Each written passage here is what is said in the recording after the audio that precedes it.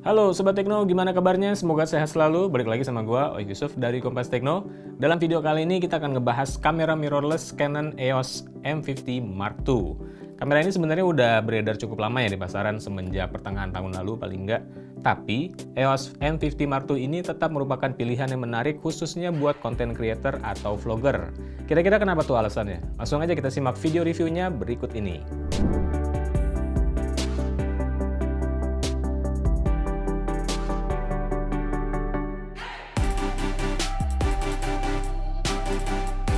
Kalau dari segi hardware, sebenarnya EOS M50 Mark II ini bisa dibilang masih sama ya dengan pendahulunya yang EOS M50 generasi pertama keluaran tahun 2018. Kayak sensornya misalnya, ini dia masih pakai sensor APS-C dengan resolusi 24 megapiksel yang dipasangkan dengan prosesor gambar Digic 8. Ini crop factor-nya 1,6 by the way. Tingkat sensitivitasnya itu native ISO 100 sampai 25600 dengan ekspansi sampai kisaran 51000. Untuk sistem autofocusnya dia menggunakan dual pixel CMOS AF dan ada juga burst rate maksimal sebesar 10 fps atau 10 frame per detik. Sayangnya nggak ada fasilitas in-body image stabilizer alias IBIS sih. Tapi ada digital IS alias electronic IS 5 axis yang akan aktif kalau misalnya kita merekam video. Selain dari hardware-nya, desain fisik dari EOS M50 Mark II ini juga nggak berubah ya dibandingkan dengan pendahulunya gitu. Masih dengan styling mini DSLR dengan bagian punuk di sini yang memuat electronic viewfinder dan unit flash. Ini bagian viewfinder-nya by the way. Kemudian di sini itu ada hand grip dan agak pendek, tapi masih lumayan banget untuk ngasih kita grip yang mantap di kamera ini ya. Jadi kamera ini tuh nggak berasa licin ataupun gampang jatuh walaupun dipakai tanpa strap seperti sekarang. Jadi di sini ada rubbernya dan ini lumayan grippy banget. Jadi di tangan pun kamera ini kerasa mantap gitu.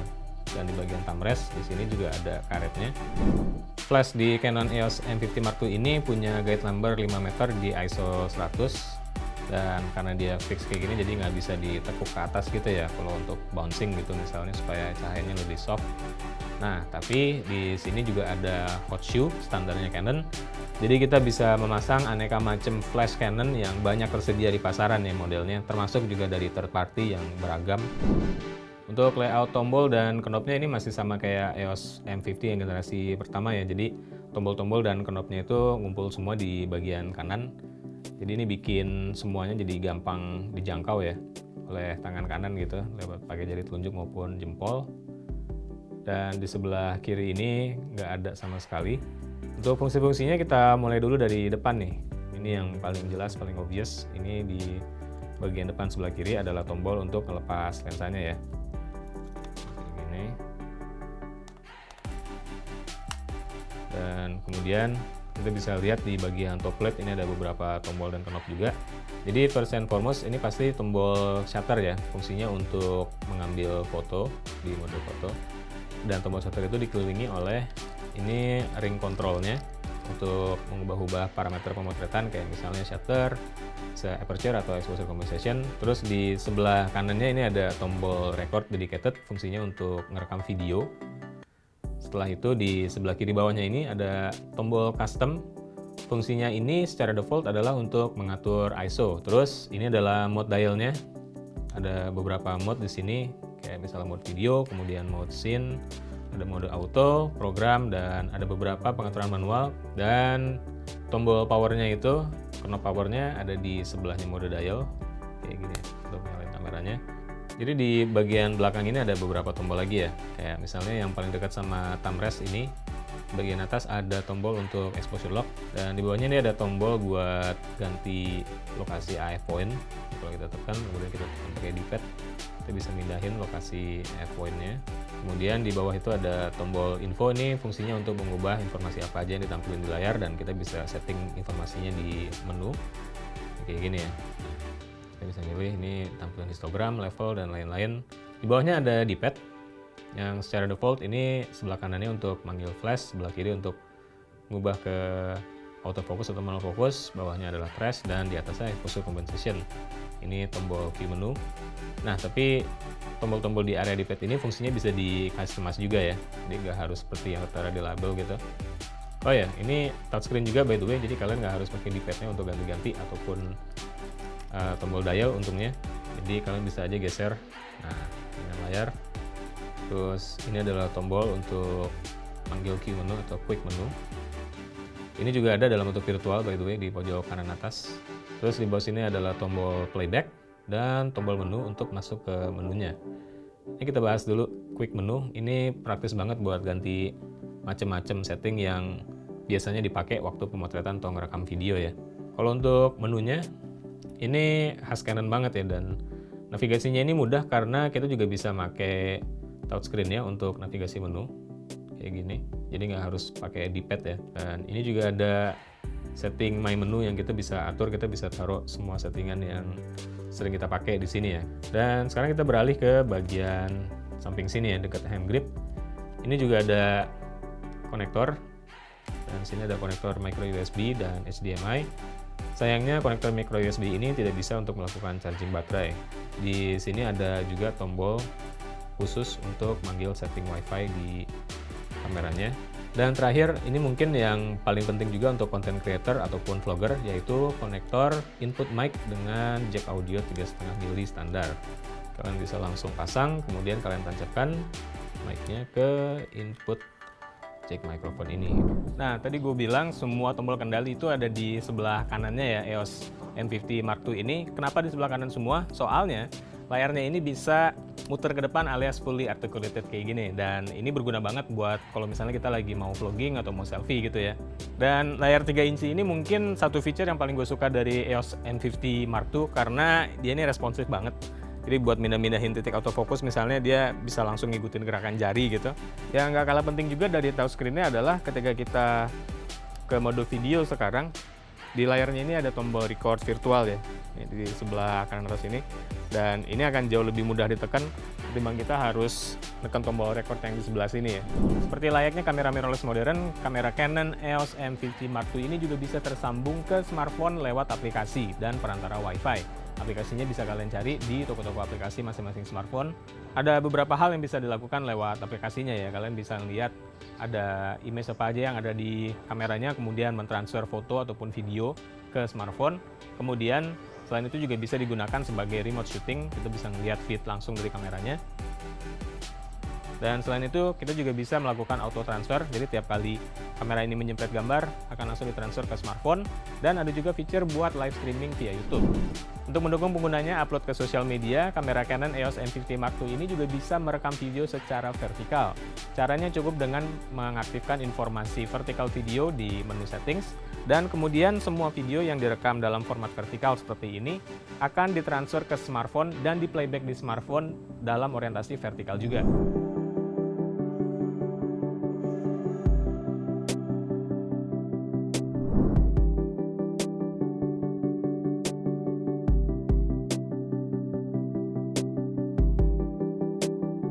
Satu hal yang gue sayangkan dari EOS M50 Mark II ini adalah meskipun dia punya port micro USB di sini, tapi nggak bisa digunakan untuk charging baterai di dalam bodi kamera.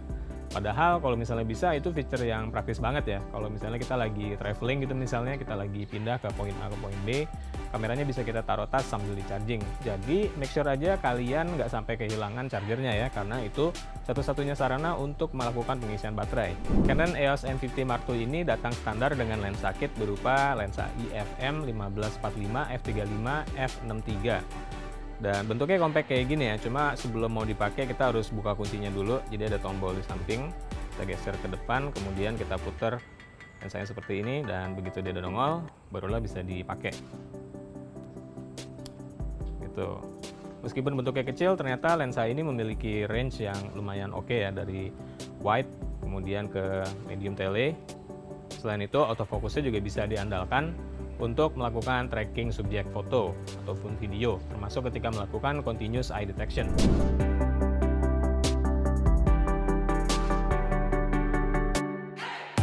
Kalau fokusnya sendiri cukup cepat dan senyap ya, relatif nggak kedengeran kalau misalnya di video gitu, paling nggak dengan lensa kit ini.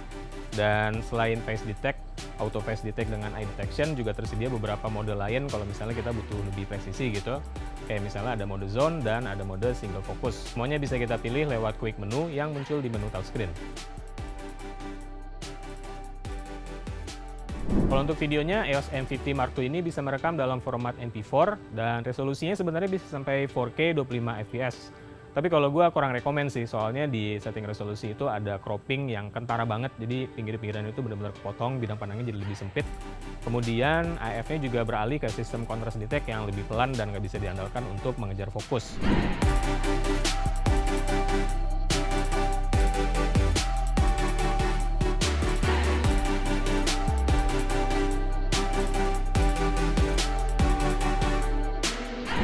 Kalian juga bisa merekam video dalam format high frame rate. Nanti frame rate-nya itu akan tinggi dan gunanya adalah untuk melakukan slow motion. Itu resolusinya terbatas di 720p aja dan nggak ada fitur-fitur lain seperti audio, servo IF maupun digital IS.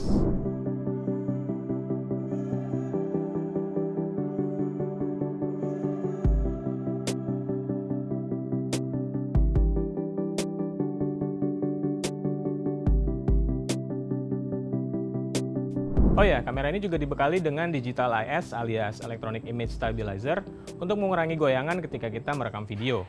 Lensa-lensa kayak lensa kit 1545 ini sebenarnya udah dibekali dengan OIS sih, Optical Image Stabilizer. Tapi digital IS bakal membantu untuk mengurangi goyangan lebih banyak lagi ketika kita merekam video. Selain itu, digital IS juga berguna untuk lensa-lensa yang nggak punya OIS, seperti misalnya lensa Pancake 22mm f2 ini, supaya nggak kelihatan goyang banget di video. Ada dua level yang bisa dipilih untuk digital IS. Tingkat yang pertama bisa meredam goyangan dengan cukup efektif dan cropping yang minimal di sekeliling frame. Tingkat yang kedua disebut dengan Enhance, bisa meredam goyangan dengan lebih efektif lagi, tapi dengan cropping yang sangat kentara sehingga gambarnya kelihatan lebih sempit.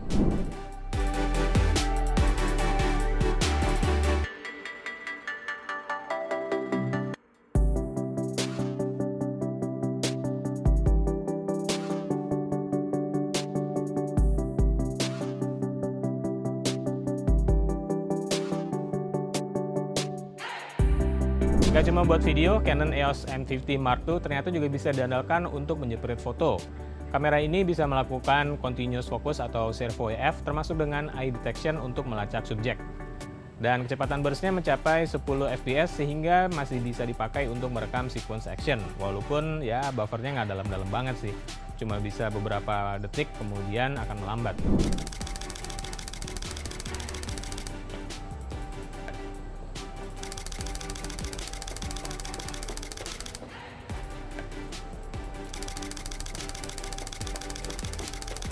Kualitas gambarnya sih menurut gue oke ya, dengan warna-warna khas Canon. Entah kenapa dari semua kamera yang pernah gue coba, gue paling suka dengan warnanya Canon. Skin tone-nya itu kelihatan pas, gitu juga dengan warna-warna lain seperti hijau dedaunan dan biru langit.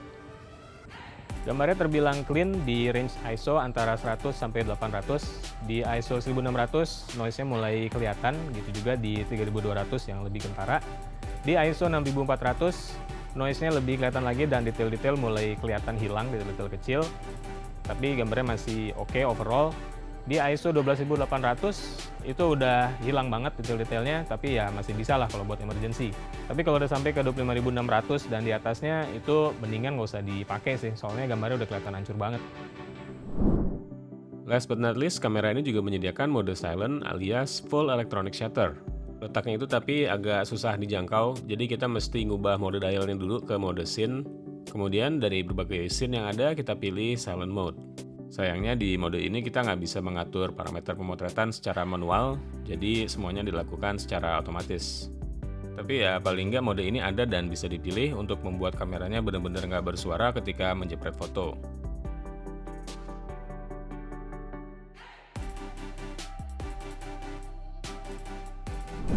Nah, Sobat Tekno, itu tadi video review Canon EOS M50 Mark II. Kamera ini sebenarnya bisa dibilang punya fitur yang cukup lengkap ya. Termasuk layar sentuh 3 inci yang bisa menghadap ke depan alias fully articulating kayak gini. Meskipun ya ada beberapa fitur yang penting tapi absen dari kamera ini ya, kayak misalnya in-body image stabilizer ataupun USB charging. Videonya bisa diatur sampai resolusi 4K tapi dengan limitasi ya, kayak misalnya crop factor yang lumayan kentara tadi. Kemudian kamera ini juga nggak punya profil gamma tambahan kayak misalnya C-Log yang profil flat seperti yang biasa ditemukan di kamera high-end Canon. Tapi pada akhirnya EOS M50 Mark II ini kayaknya sih emang sengaja ditujukan untuk content creator yang casual ya. Dan fitur-fiturnya pun menurut gua emang sengaja ditujukan untuk mempermudah proses berkreasi. kayak misalnya eye detection AF, kemudian ada touchscreen yang responsif, dan juga perekaman vertikal video. Jadi kalau menurut gua, Canon EOS M50 Mark II ini cocok buat kalian yang nggak mau ribet tapi butuh gambar berkualitas tinggi untuk merekam foto dan video dalam berbagai situasi. Misalnya ketika acara keluarga, traveling, maupun syuting di dalam kamar ataupun studio.